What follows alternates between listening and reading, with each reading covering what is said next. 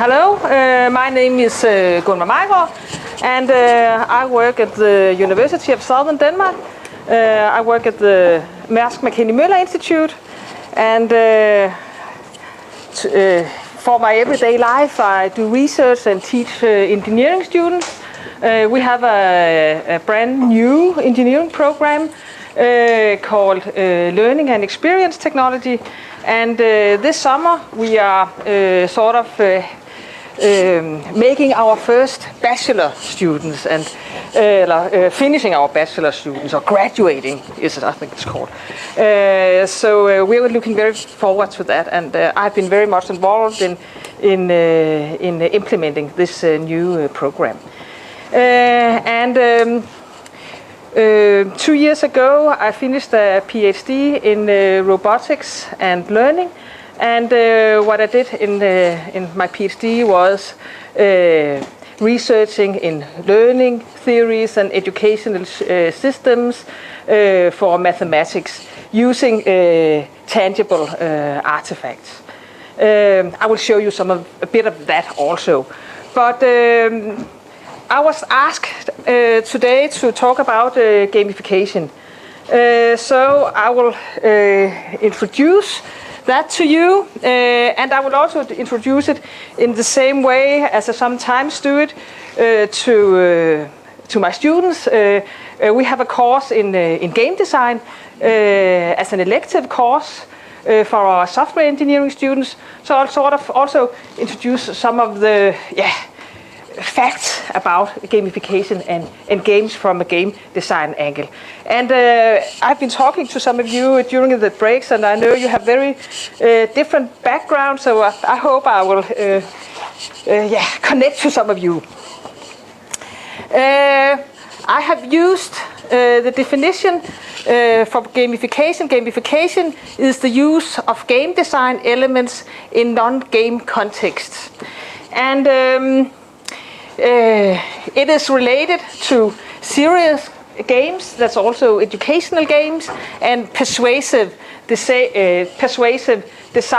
as I think that you behavioral change, as you like to see it here.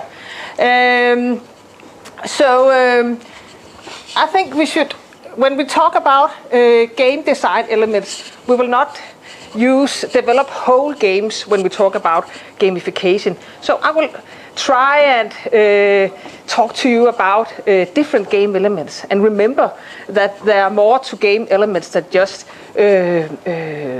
high score lists and giving points and such. So I'll try and make a list from one of the textbooks we use for our students. And first, I will just sort of ground the facts about game and play. Of course, we can work with play when we are in the playground, or where we have no rules, where we have perhaps no outcome, where we perhaps discuss what the rules we would like to make.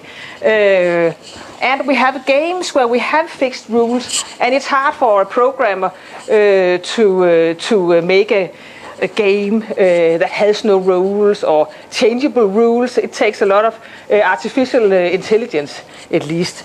So, and also a game, you have a sort of quantifiable outcome. You win at some point with a so there's this difference. And then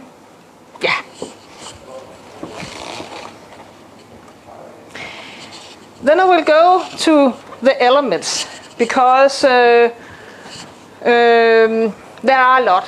I will divide them into formal elements and dramatic elements.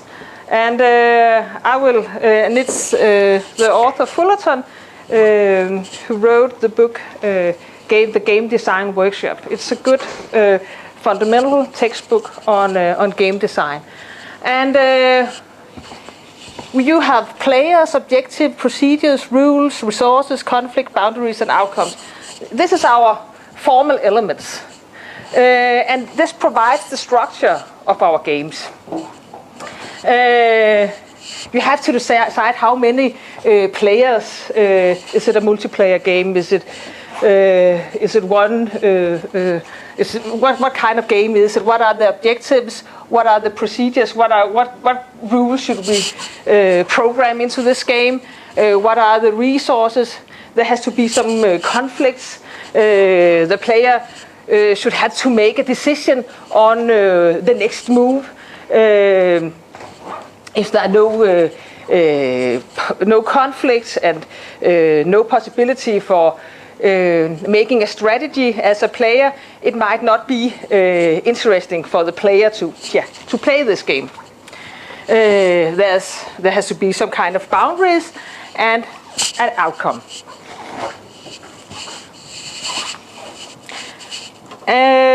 I will not go into the details about this, but just introduce.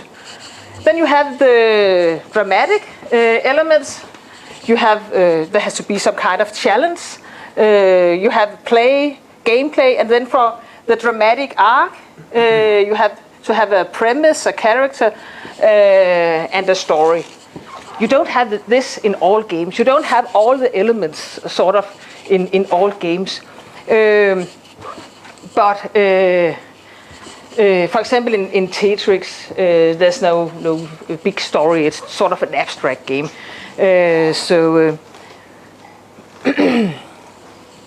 And you have to decide what's the most important thing for you. Is that the story of your game, or is it the actual gameplay?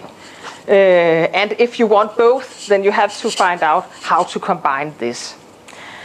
And what is gameplay? And this also goes for educational games.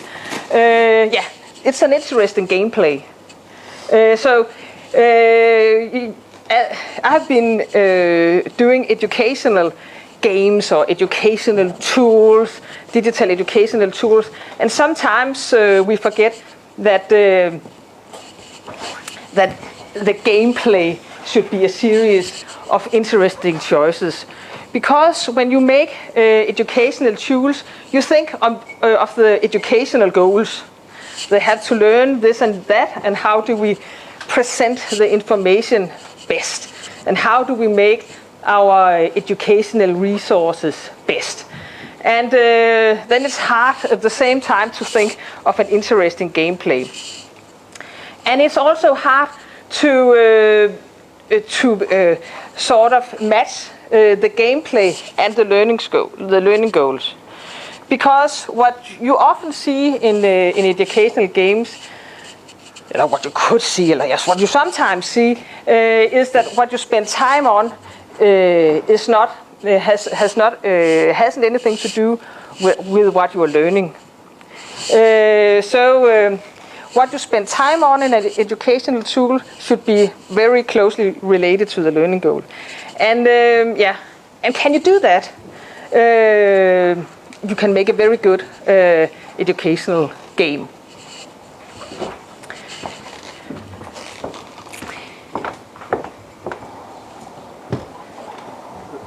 But I will just go back to the definition of gamification, and it is that when you are working with gamification in healthcare, you don't implement all the gaming elements. You pick some of them out and say, this is what we will do in our game design, health game design. But I think it's important to say that you should pick your elements carefully. You also have to decide, of course, on the interaction patterns. How would you like your educational game to be played? Should it be player versus player, player versus game? Should it be cooperative play? What would you like to focus on in your game?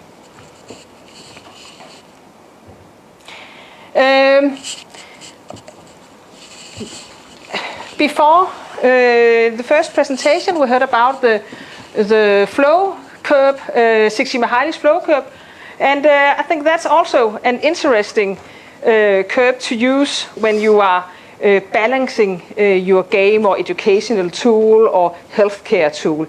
How many of you have heard of the flow curve? Yeah, that's a lot of you. But still only, I think, 20%. It's all, when you talk about gamification and game design, you will always see at some points or hear at some point someone who are talking about flow. You have to be optimally challenged. On the x-axis here you have your skills and abilities, and on the y-axis you have the challenge level. And when you make a game, you have to match skills and challenge. And of course, when you are a novice in the game, then the challenge should be not so high. And when you become more experienced, it should be higher, of course. And you will also see that in the games you are playing. And there's a zone in the middle here that we call the flow zone. And this is when you are optimally challenged. And this differs from person to person, of course. And we also, all of us have different entry levels, have different skills when we start playing a game. So you really have to test your game on the actual target group to see, are they optimally challenged? And also, as time goes by and you get more experience in a given game, then perhaps if the challenge doesn't change, you will get bored. If the challenge is too high, then you will get frustrated, and you won't spend much time on the game. You will just skip it. Some people say that if you have to learn something from the game, then sometimes you should be frustrated a bit. But all of us have different frustrating levels, so to speak. Some of us like to be frustrated and really challenged, and some of us don't. So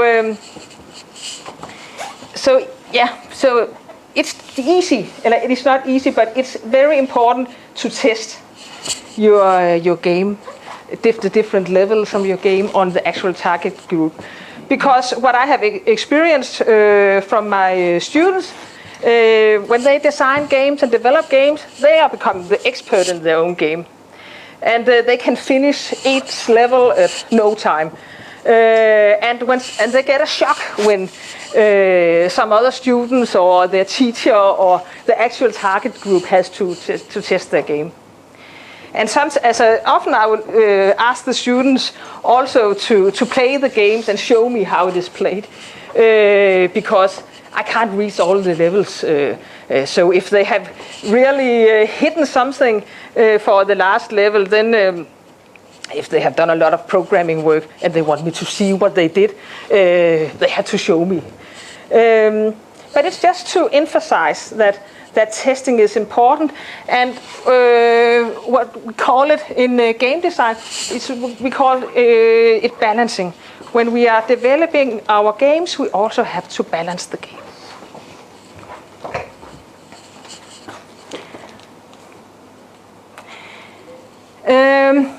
When you do educational games or games for healthcare, it's different from designing games for the consumer market. Because when you design games for the consumer market, then it's voluntary for anyone to play the game. They can just stop when they feel like it, or they can play for 20 hours if they feel like it. Me from the educational business, so to speak, would like that my students spend 20 hours on even small tasks, So this is what I want in my educational games, and that's the difficult part, because the game is based on it is a voluntary activity. And when we're talking about education and teaching and school programs, educational programs, then it's not voluntary. I can tell my students, you have to play this game, or else you won't pass your exam. So if you want to become an engineer, you have to sort of, you have to do some of the tasks. So you force your students or your pupils to do something sort of funny, or so that's a bit of a challenge, because sometimes they're opposites. And what you hope for as a teacher and an educator, you hope that it can merge. That you can get some of the engagement that young people and seems to have for games, and you can use that in the educational business. That's what sort of we are dreaming about, but it's also very, very difficult and a very big challenge. So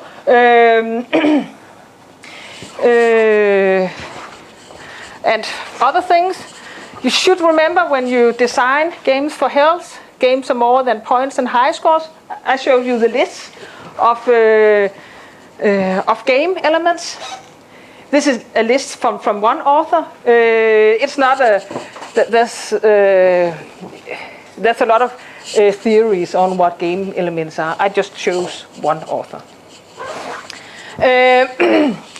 And games need to be balanced and optimized, and you have to think in the possibility for different gameplays and strategies. I wrote the last one because this is very often, or at least all of these are very often missing from educational games. And I don't know how it is in healthcare games, but just to make sure that the games that you'll be making, if any of you are to make games for healthcare, that you will remember this. And this was, I just took this screen dump from Pac-Man, because Pac-Man also has to, when you play Pac-Man, you have to decide which route to take in the maze. So it's an example of you have to pick a strategy. You have more than one possibility, and you have to think about how to get to your goal fastest, or get the most points on the way. So you have to make a decision. That's also a part of this last bullet. Yes. Yeah. This was a very short introduction to game design elements and gamification. And now I will show you a few examples from my institute on what some of my students did. And last semester, some of my students programmed Kinect and made a painting app, because we are very interested in full body interaction. And I think that Kinect offers good potential for using your whole body. And perhaps that also could be interesting in healthcare games, if you are in rehabilitation or something like that.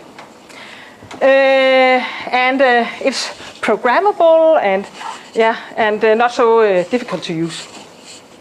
And my students did a painting application, and learning goal was about collaboration. It was an application for special needs children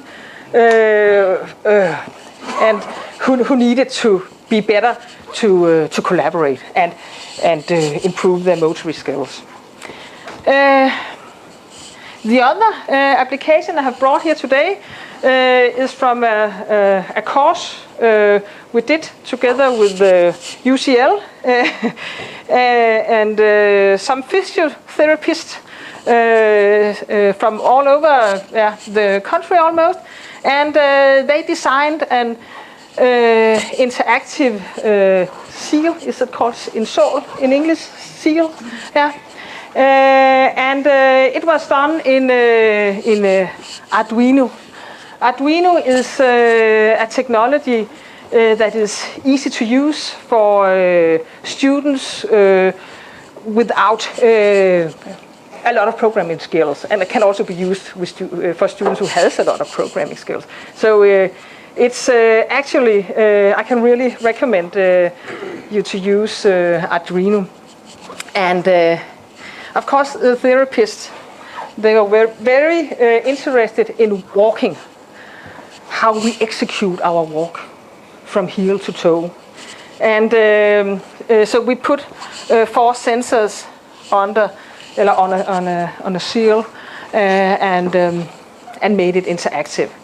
And I know that we have had some students working on this application this semester, and they have been integrating this program with a game developed in Scratch. Scratch is an app game inventor. It's called Scratch. It is for children. Children can make their own programs without knowing anything about programming. And they can make their own small games or simulations or interactive programs. And I haven't actually seen what they did, but I just thought the combination was good. So I'm going to get a presentation on it. So it's just to let UCL know that we did something with the concept.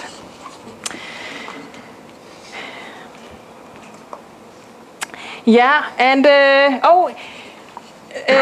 some of this is actually in Danish because I didn't know I had to do this in English today, so I just translated the presentation while we were listening to some of the others. So, yeah. We have been doing some research on tangibles and how to use tangibles in mathematics teaching, and how you can get a physical experience about something abstract. Because it is sometimes it is what is difficult in mathematics.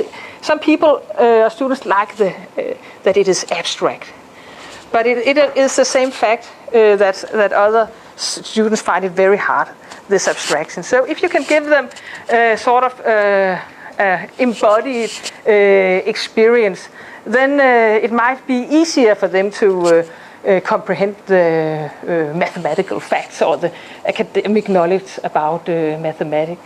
And perhaps they can play a small game with this goal, with a mathematical goal, and then we can reflect on that in the classroom afterwards. Because I don't believe in just putting in tangibles or games in the classroom and then for the teacher to leave the room. The teacher is very important for introducing the mathematical concepts, but also for the reflection about the learning goals. And you can't make sort of a dialogue, a natural dialogue with a digital artifact or a serious game. So you need your teacher for that. And this was about fractions. We took some technology that was built for an outdoor. It was a climbing rack, I think, and we brought that into the classroom, and then we changed it to mathematical purpose. And this was some cubes, mathematical cubes. We call them number blocks, and this was about becoming better to pronouncing numbers in the 2nd grade. And this was for sort of more for young people who was going to become carpenters, and they have to learn something about geometry. This is not a tangible, or sort of tangible, it is a smartphone, and they used the GPS. They wanted to use some of the sensors in smartphones and see how can we combine mathematic topics to all those interesting sensors we have in the smartphones. And they especially used the camera and the GPS and did geometry exercises with the students.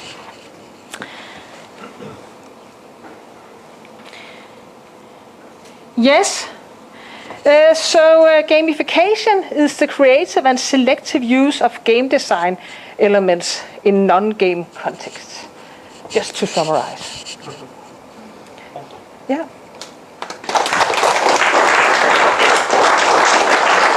Before we have any questions, you get to ask a question of the audience, because we have 4 special badges which actually lead into the main competition. So you have any questions in the audience? Yes. What does behaviorism has to do with gamification? It's a difficult one, but what is behaviorism? Some of you mentioned behaviorism this morning. See how much they were paying attention. Yeah. I thought this would be. Yeah. Okay. Thank you. The part about using games to change what people would otherwise be doing, like helping them to do the exercises correctly, or helping their discipline in getting the actual exercises done, or to make them not smoking or something like that. Close. Yeah, okay. What? I thought about it. Yeah. The original learning theory developed by museum. Yeah. And in the 50s. You get it, all right. Yes, but he hasn't told us what it is yet. Very good. He hasn't told us what it is. No. Yeah. Okay, the range of orientation is that it's, I'm talking about it a little later, but... Okay, yeah. Well, basically, it's the fundamental learning principles that we use to make what we call kind of instrumental gamification. Yeah. So we use rewards. Yes. Good. Yeah. Positive reinforcement or negative reinforcement. We haven't worked so much with negative reinforcement in my research, but we could kick our students if they don't give us the right answer. But we could also. Do you do that in Denmark? Do you beat your students? We failed them at the exam. Oh, okay, right. Yeah. Okay. Yeah. Thank you. Beautiful answer. Beautiful answer. Do you have any questions though for Gunnar? Everyone wants to get up and have another cup of coffee, don't they? Looking at at the back, sorry, yeah. Yeah. In one of your earlier slides, you mentioned that there were 3 points that are often missing in games that were really important to include, and one of them was that they need to be balanced and optimized. Could you just say a little bit more about that? Balanced and optimized. Deborah Lee from Ohio, United States. Well,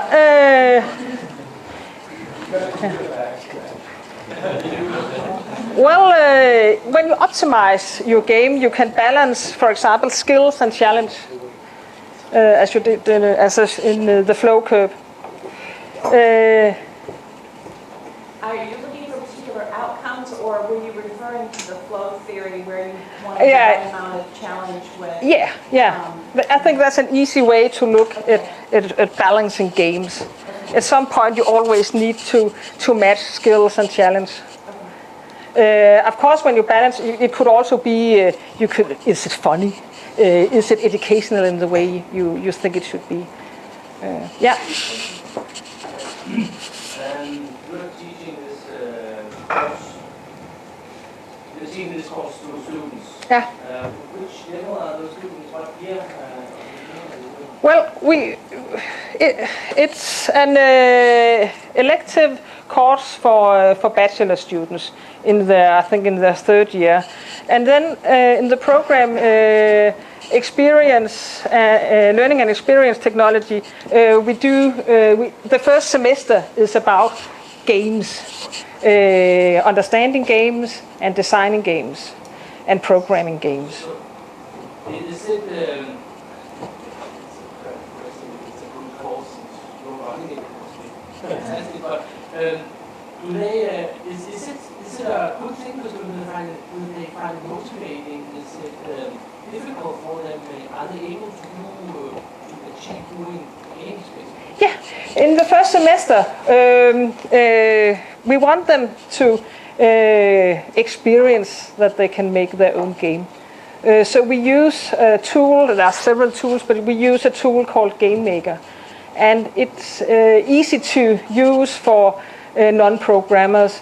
And if you can program, then you can also be challenged because there's a scripting language in it also. Where some of our students is also doing their bachelor in that programming language.